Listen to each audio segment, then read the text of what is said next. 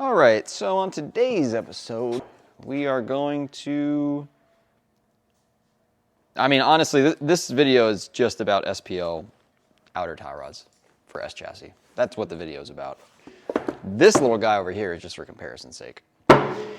So, yeah, this is the SPL outer tie rod. What version are they on now? I don't know if these are still version 5s. I don't know, they might be on version 38 by now. I don't even know what they change when they do the different versions because they all look the same to me, but... All right, what do you get in the box? You get 2 outer tie rods. 2 outer tie rods with Heim joints. Then you got these 2 shafts. They call that your shank, all right? This is your shank. Then you get your sticker, baby, SPL parts. Look at that thing, that's big. That could go in a whole quarter glass, boom. Then everyone knows that you spent $400 on your outer tie rods. These things are the strongest things on earth. And you know why I know? Because I use them myself. Yes, this product I use. All right? So, they are very expensive. That's all I got to say about that. How much are they? $300. That's MSRP on these outer tie rods. How about this Moog one we got right here? What's the MSRP on that? Probably 40 bucks. So what am I getting by going with SPL versus getting a Moog one? Well, I'll tell you one thing you're getting. Reliability, okay? Let me talk to you about reliability. These things right here, these things are strong. I've used them. Now Moog outer tie rods, I don't want to say I've bent one of these, but I've bent a similar one. No, I definitely didn't bend this shit. This shit's strong too. Look at this. This section right here is what would bend. That's not bending.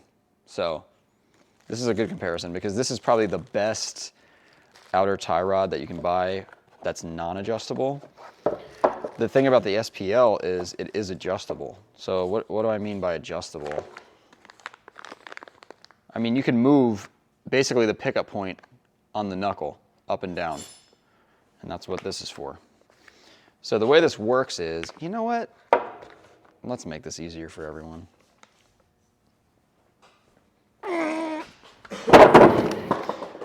All right, so, god damn. Fuck, this shit is heavy as fuck. All right. Here's your hardened shank, okay? And it's still in there because it's seized in there. It's been in there since 2014 maybe. I can't get it out. I've been trying for about a month. But yeah, so, because I do have to change these. I've had these on my car. It was 5 or 6 years of hard driving, and they finally the Heim joints had some play in them. So I was going to change the setup, but I never ended up getting it out. Anyway, this is a S13, well, the whole front suspension. So you got the lower control arm, you got the tension rod, you got your knuckle, and then you got the pickup point for the outer tie rod. What you do is you install the shank in the pickup point, like so, and then you have a bunch of thread here. So after that's installed in there, you take your outer tie rod, and you can put it on here. You can bring it all the way up if you want, or you can pick multiple heights. They include spacers in here. There's 3 of them. You got a fat one, and then you got 2 that are about half the size. You can use any combination of those to move the pickup point higher or lower. So why would you do that? Well, while you're correcting the roll center, you are also correcting bump steer.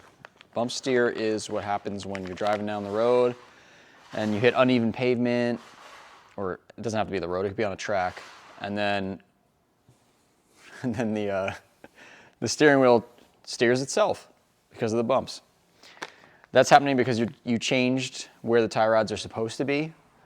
And now I mean, you are changing the roll center, but you're also changing where the tie rods pick up. So yeah, so when you get these, you can lower them and you can correct the bump steer.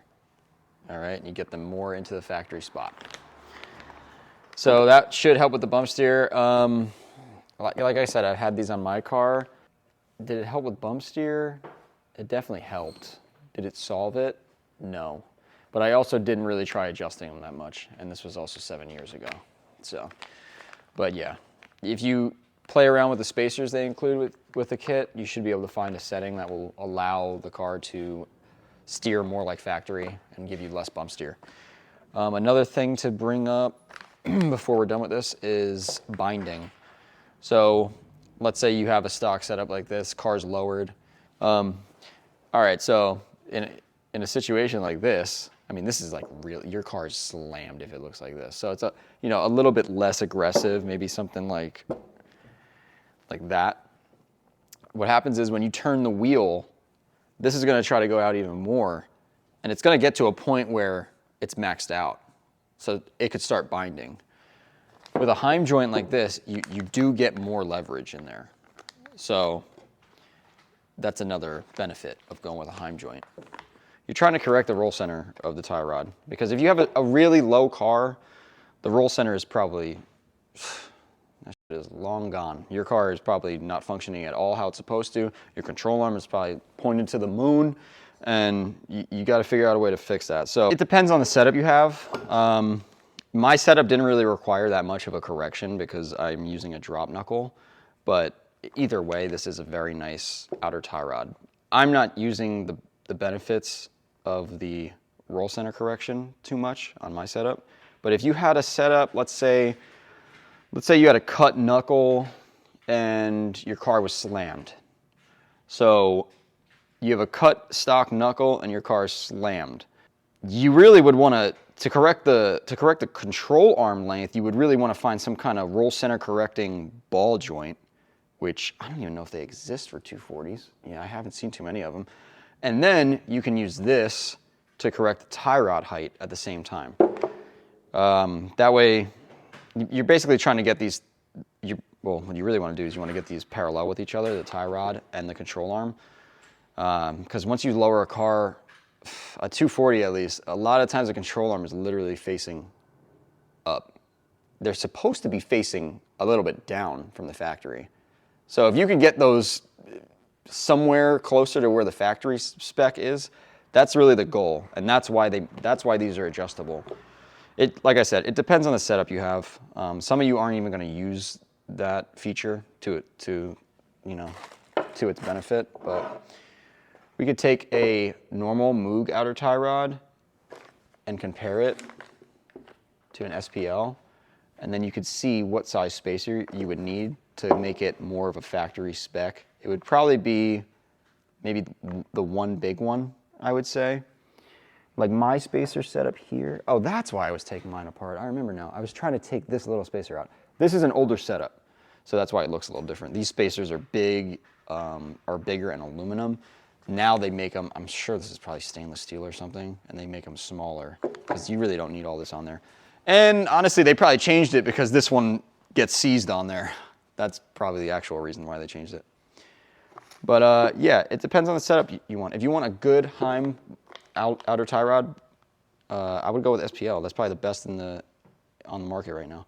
All right, another thing about these outer tie rods, they are slightly longer than the standard size. So you might have to get a different inner tie rod or have to cut them to get these to work. Obviously, it depends on your application and your setup. All right, well, I guess that leaves the last thing. What are my opinions? Let's say you're building a competition drift car. This shit ain't gonna cut it. All right, you're gonna want something with adjustability, depending on different tracks, different height setups that you want to run. Anything can change drastically in a competition car, and it can change from track to track. So the more adjustability you have, the better. Also, obviously, Heim joints are better in general for competition stuff. I mean, they don't last. They might not last as long as a regular ball joint. I don't know if that's a fact. I'm not an engineer, But if I was building something for the street, I would probably go with a regular ball joint, just because it's more comfortable, put it that way. You're gonna get less vibrations and things through there, but that's another reason why you might want something like this. You're gonna get more driver feedback. There it is, SPL outer tie rod set. We have these on the website, we have them in stock. Moog outer tie rods, we have these in stock as well. They come with a grease fitting at the bottom. It's included. These are just regular S14 outer tie rods. We upgrade all S13s to S14 outer tie rods. I think they're called M14, I believe. But they're basically just, the tie rod is thicker, so it's stronger. So yeah, that's what we usually do. These are for S14 inner tie rods. So if you have an S13 and you go to install these, just make sure that you are using S14 inners. If you buy these thinking you're gonna throw them on your S13, you're gonna have a bad time. So these use S14 inners. SPL includes a lot of information with their setup. They include all the different spacer options you can have, how to install everything, the torque specs. Pretty sure they include everything in here. Length adjustment of outer tie rods, how exactly you should adjust the toe, everything. So, I mean, these are the best instructions I've seen in a while. So, and I remember when I installed mine, they had similar instructions, but they've gotten a little bit better over the years. But yeah, like I said, it depends on your setup. For someone who's doing grassroots drifting and their car isn't slammed to the ground, I would say something more OEM would be the way to go. Specifically this Moog one too, because like I said, this is pretty thick. There's been other brands where this tapers down a lot earlier, this part, and I've actually bent those before. So, but these Moog ones are pretty damn strong. But yeah, for that driver, we'd definitely go with something like this. For a grassroots driver where their car is slammed, they have to correct all the roll center stuff, I'd probably go with an adjustable one just so that you have that option. And then for all competition drivers, I would go with SPL. I don't think there's really a better outer tie rod that I would go with. I mean, I'm sure GK Tech makes something. I haven't checked them out, but I've just always used the SPL one, so I would go with that. That's about it. I hope you guys got something out of that.